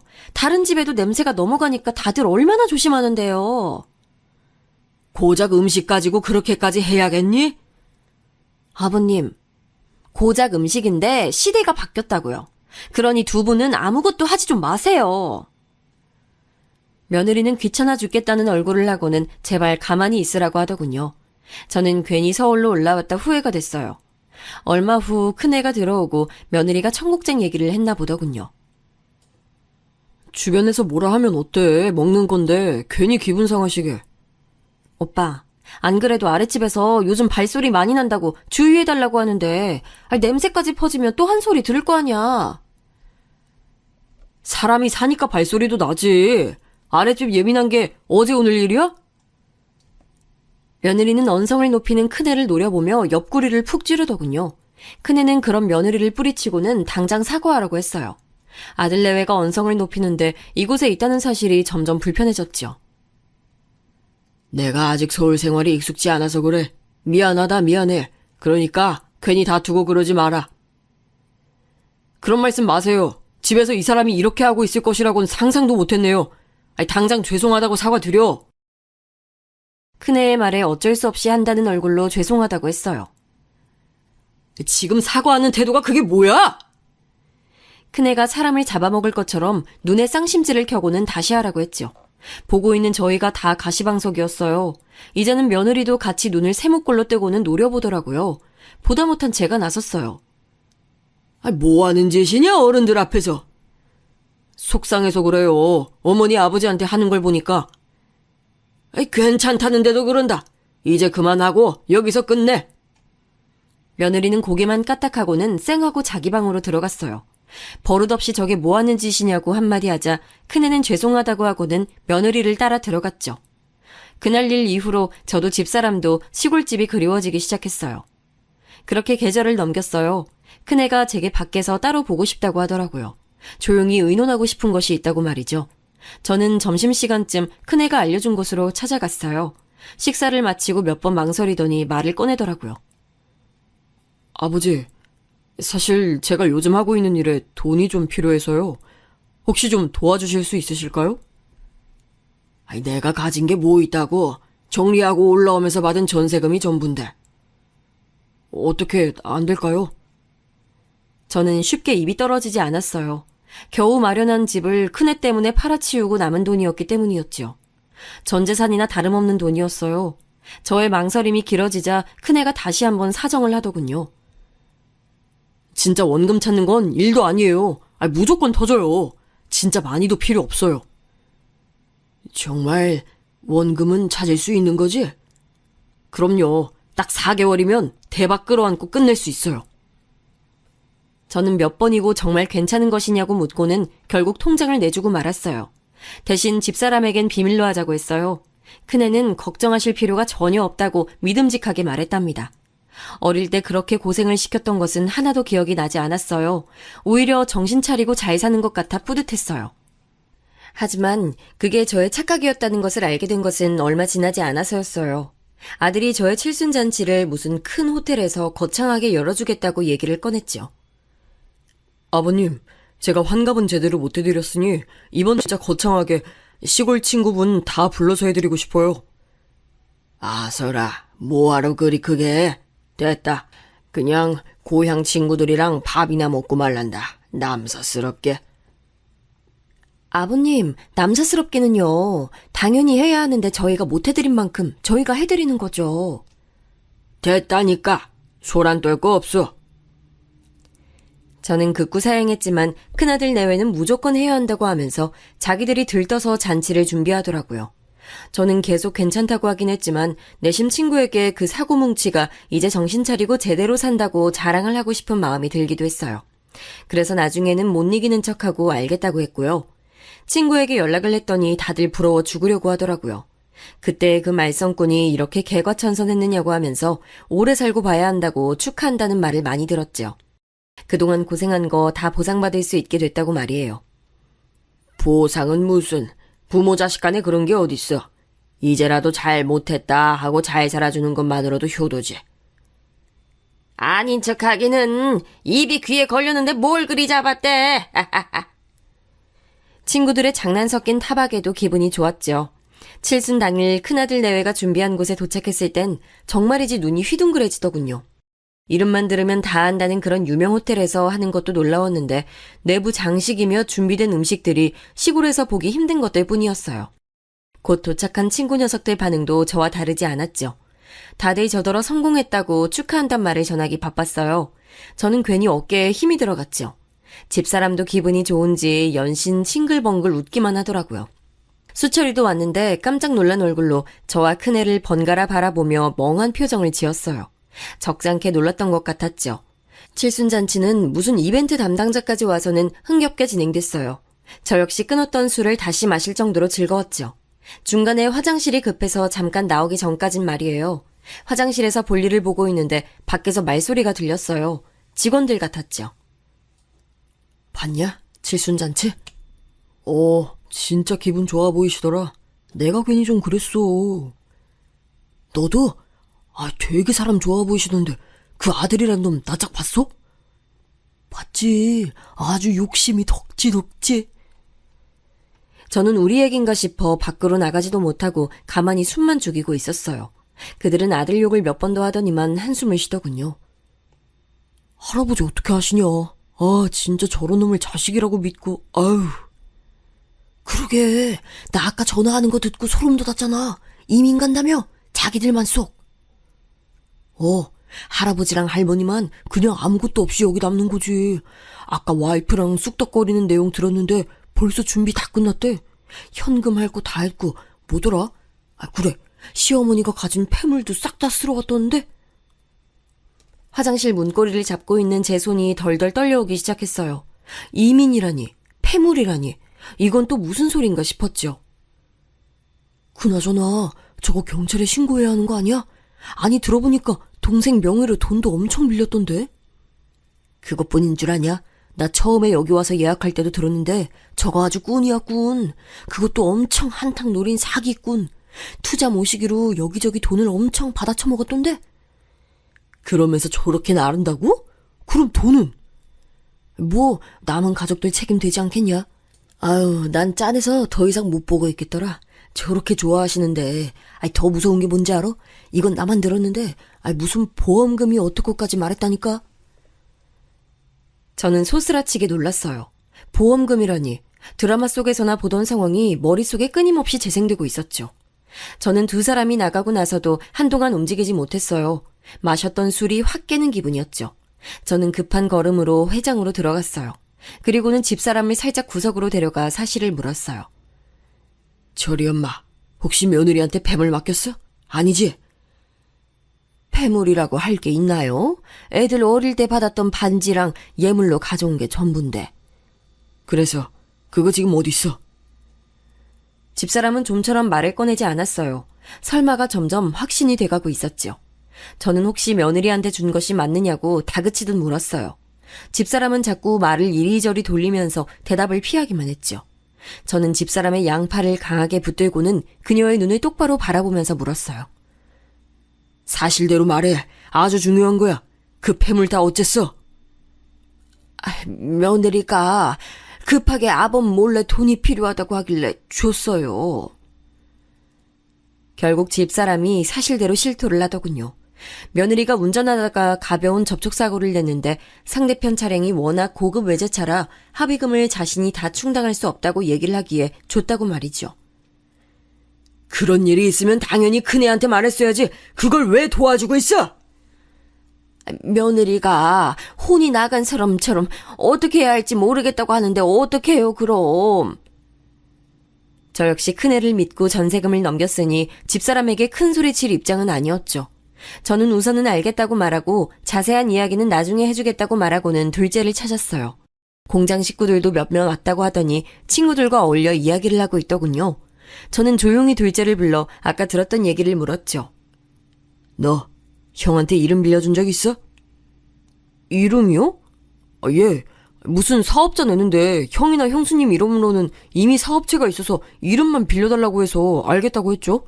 왜요? 저는 다리에 힘이 풀려 휘청거렸어요. 작은 애는 급하게 제 몸을 붙들었지만 소용없었죠. 아버지! 무슨 일이세요? 어디 아프세요? 왜 물어보시는데요? 너는 무슨 생각으로 이름을 빌려줘? 형이 뭘 할 줄 알고! 저는 답답한 마음에 둘째를 붙들고 앞뒤로 흔들며 외쳤습니다. 형이 제가 일하는 공장에 업체도 여럿 연결시켜주기도 했고 그걸로 사장님이 엄청 기뻐하셨거든요. 그래서... 저는 큰애의 치밀한 계획에 치를 떨었습니다. 도대체 둘째 이름으로 무슨 짓을 얼마나 하려고 이렇게까지 했을까 덜컥 겁도 나기 시작했죠. 저는 작은애에게 따로 얘기를 하겠다고 하고는 터덜터덜 제 자리로 돌아갔어요. 그때부터 제 머릿속은 방금 들었던 얘기와 확인한 사실들로 정신이 없었죠. 믿을 수 없다고 생각한 일들이 정말 저와 집사람 그리고 작은애 뒤에서 일어나고 있었던 것이죠. 저는 어디서부터 어떻게 이 일을 수습해야 할지 정신을 차릴 수가 없었어요. 회장을 둘러보니 한쪽에 큰아들 내외가 자기들끼리 쑥덕거리고 있었어요.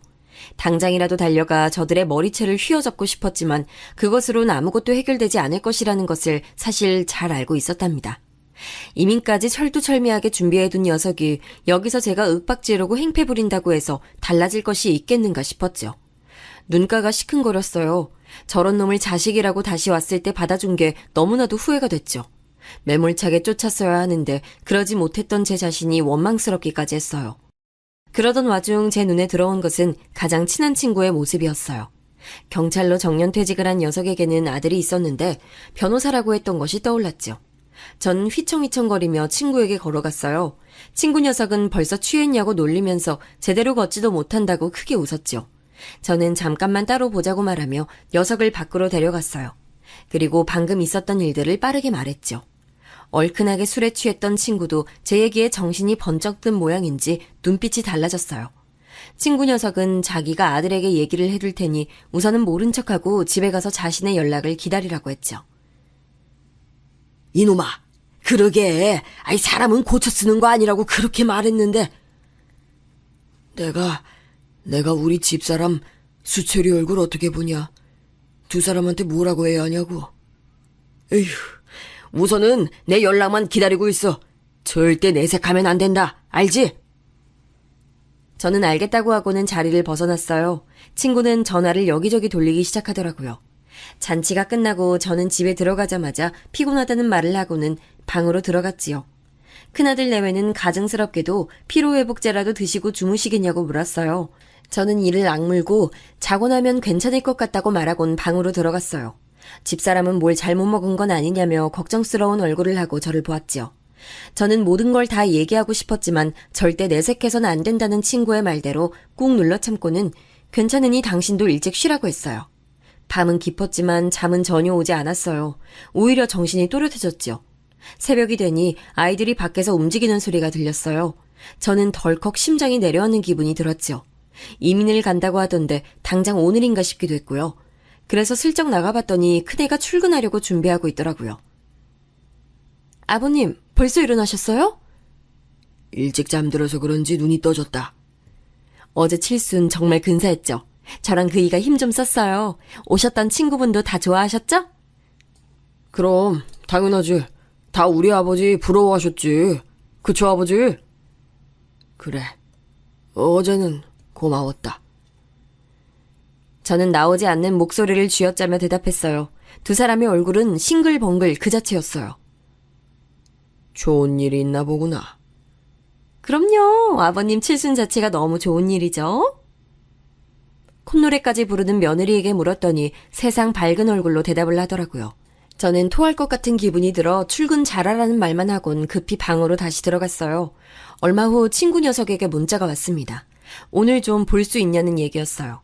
저는 날이 밝자마자 산책을 핑계로 밖으로 나왔어요. 약속된 곳에는 친구를 꼭 닮은 젊은이도 함께 있었죠. 아버지께 이야기 들었습니다. 우선은 알아보니 아저씨가 말씀하신 것들이 다 맞더군요.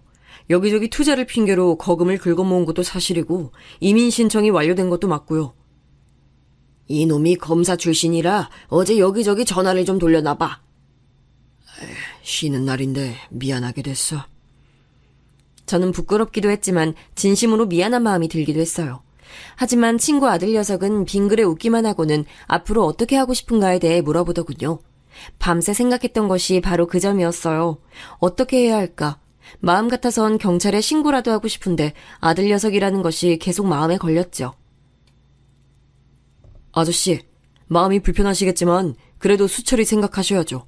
빨리 결단 내려서 움직이지 않으시면 남은 사람들이 다 덤탱이 쓰게 돼 있어요. 지금 알아보니까 사기 전과도 있더라고요. 저는 처음 듣는 소리에 어안이 벙벙했습니다. 전과라니. 사기 전과가 있을 거라곤 전혀 생각하지도 못했거든요. 그런데 그건 비단 큰애만 그런 것이 아니었어요. 며느리도 마찬가지였죠.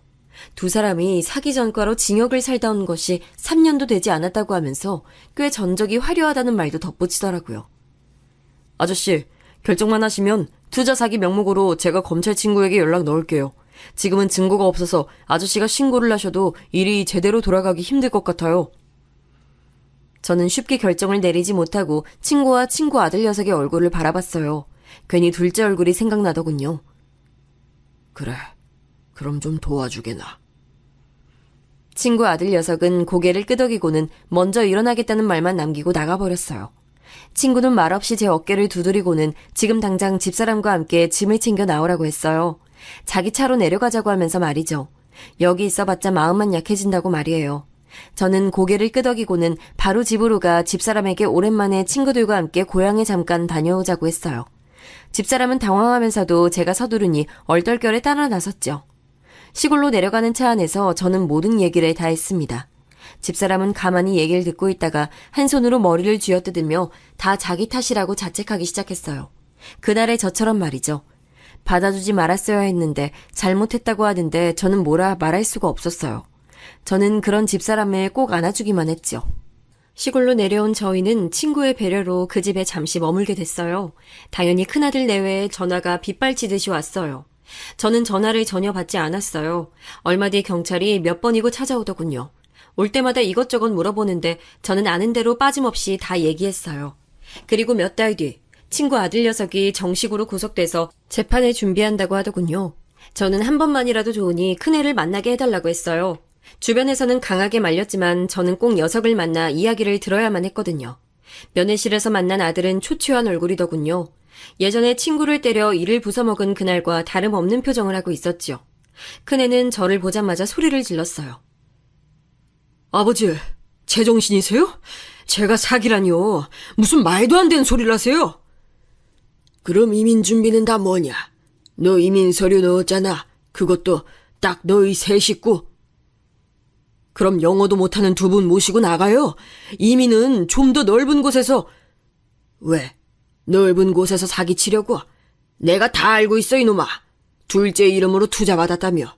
왜 그렇게 해뒀다가 너 이민 가면 그 덤탱이는 다 그놈이 쓰라고? 제가 둘째 명의도용 얘기를 꺼내자 잠깐 주춤하더니 다시 소리를 높였어요.